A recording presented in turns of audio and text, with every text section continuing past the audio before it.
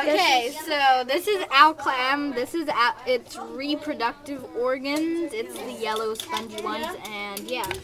And I think that this is the digestive gland, and it surrounds the stomach. And now we're going to cut it open.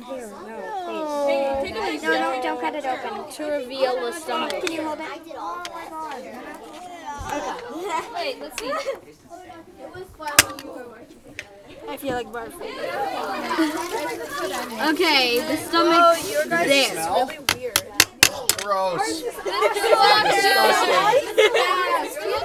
Okay. And this is the intestine over here. This under here, this is the mouth somewhere down here, and we actually broke the teeth, which was bad of us. And this is the gills where they filter the water. And this is part of the abductor muscles, which hold the clam together, and the same with over here. And around here, these are the age range. Go in. Yes.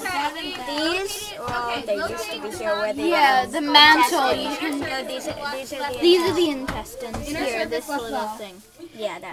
This used to be the mantle. That's why it's like that. And the foot, actually, this is part of it. We cut out off. It's over here and here and here. It covers all the organs. Okay, you guys, we have to stop.